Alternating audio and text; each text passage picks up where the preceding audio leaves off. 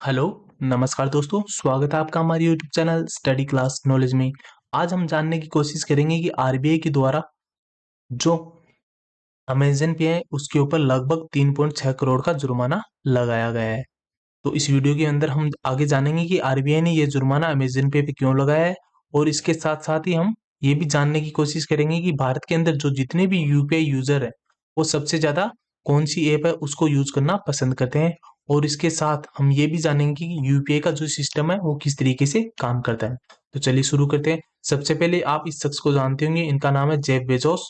ये अमेज़न के फाउंडर है और इसी अमेज़न कंपनी के द्वारा भारत के अंदर एक कंपनी बनाई गई है अमेज़न पे प्राइवेट इंडिया लिमिटेड नाम से।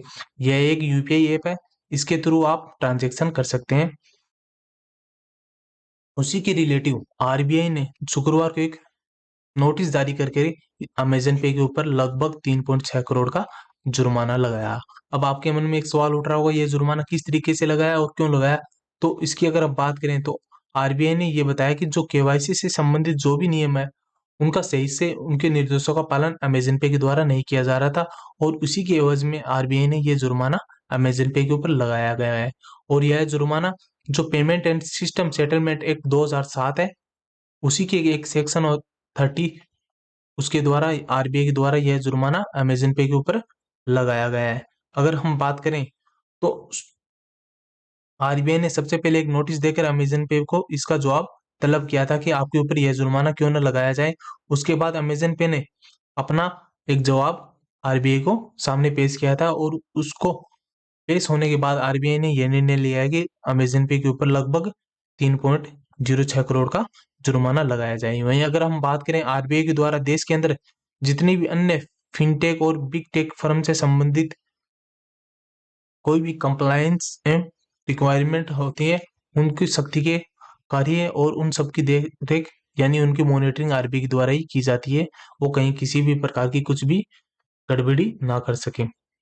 इसके बाद हम बात करें अमेज़न पे का जो यूपीआई मार्केट है, उसके अंदर लगभग जो भी हिस्सा है, वो काफ़ी कम है। लगभग 3.5% हिस्सा ही अमेज़न पे यूपीआई मार्केट के अंदर रखता है। वहीं अगर हम अन्य ऐप की बात करें तो सबसे ज़्यादा 1 नंबर जो यानी सबसे ज़्यादा यूज़र्स की पसंद है फ़ोनपे। उसका लगभग 49% यूज़र है जो यूपीआई के अंदर फ़ोनपे को यूज़ करना पसंद करते हैं। अगर दूसरे नंबर पर बात करें हम तो गूगल पे की आती है। 34% यूज़र है वो गूगल पे को यूज़ करना पसंद करते हैं और तीसरे नंबर पे आता है पेटीएम, जिसके लगभग 11% यूज़र पेटीएम को यूज़ करना पसंद करते हैं। वहीं अगर क्रेडिट पे की बात करें तो उसके लगभग 1.8% यूज़र्स हैं वो इसका उपयोग करना पसंद करते हैं और जो भी बाकी बचा हुआ है उसके अंदर व्हाट्सएप, अमेज़न पे और अन्य बैंकिंग ऐप आती है, वो सब यूज़र्स उसके अंदर काउंट किए जाते हैं। यानी अमेज़न का जो भी हिस्सा है लगभग यूपीआई मार्केट में 3.5% इसके लगभग है। अब हम जानते हैं कि यूपीआई से संबंधित कुछ अन्य बातें हैं जिसके अंदर आप अपने एक ही मोबाइल के अंदर एक ऐप के अंदर आप आपके कितने भी अकाउंट हो उन सबको इसी एक ऐप के अंदर मैनेज कर सकते हैं और इसके साथ-साथ ही आप किसी के मोबाइल नंबर हुआ, उसके अकाउंट नंबर हुआ या उसकी यूपीआई आईडी होती है, उसके थ्रू आप अपने एक अकाउंट से दूसरे अकाउंट में पैसे ट्रांसफ़र कर सकते हैं, वो भी बहुत आसानी से। इसके अंदर यूपीआई के द्वारा यह सेवाएँ आपको लगभग 24 घंटे के पूरे दिन उपलब्ध करवाई जाती है। आप किसी भी समय एक यूपीआई के अंदर ट्रांसफ़र कर सकते हैं, एक अकाउंट से दूसरे अकाउंट में अपना फंड। वहीं अगर बात करें, अगर आप यूपीआई का यूज़ करते हैं तो आपको उस समय ना किसी सीवीवी की ज़रूरत होगी, ना किसी ओटीपी की या फिर किसी कार्ड नंबर वगैरह या एक्सपायरी डेट की किसी भी चीज़ की आपको यूपीआई यूज़ करते समय ज़रूरत नहीं होगी। आपको बस अपना बैंक अकाउंट इसके अंदर रजिस्टर्ड करवाना होगा, उसके बाद आप इसे आसानी से यूज़ कर सकते हैं। जब यूपीआई लॉन्च हुआ था तो भारत के अंदर लगभग 2016 के अंदर यूपीआई की फर्स्ट टाइम लॉन्च किया गया था। उसके बाद भारत के अंदर जो ऑनलाइन ट्रांज़ैक्शन से संबंधित क्रांति है, वो आ गई थी। उसके अंदर जो उस समय जो वॉलेट बनाए जाते थे, उसके अंदर आपको अपनी केवाईसी करवानी बाध्य थी, लेकिन यूपीआई के आने के बाद आपको वो भी झंझट आपका उससे खत्म हो गया है। अब आप यूपीआई से अपने एक अकाउंट से दूसरे अकाउंट में आसानी से पैसे ट्रांसफ़र कर सकते हैं। वहीं अगर हम बात करें जो भारत के अंदर एनपीसीआई होती है उसके द्वारा ही यूपीआई को ऑपरेट किया जाता है।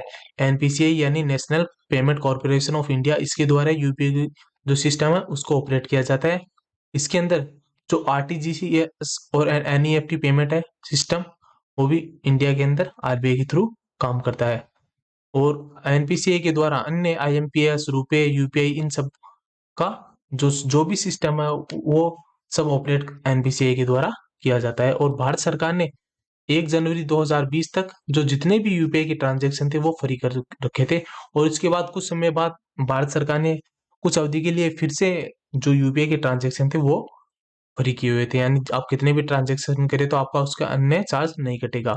उसके बाद आरबीआई ने कुछ अपनी नीति में चेंज किया है, वो आपको भविष्य में आगे देखने को मिलेंगे।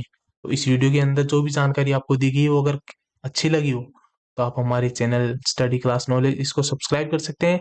और इस वीडियो में जो भी दी गई जानकारी उसका पीडीएफ आप प्राप्त करना चाहते हैं तो आप हमारे टेलीग्राम ग्रुप है स्टडी क्लास नॉलेज, इससे जुड़ सकते हैं। Thank you for watching.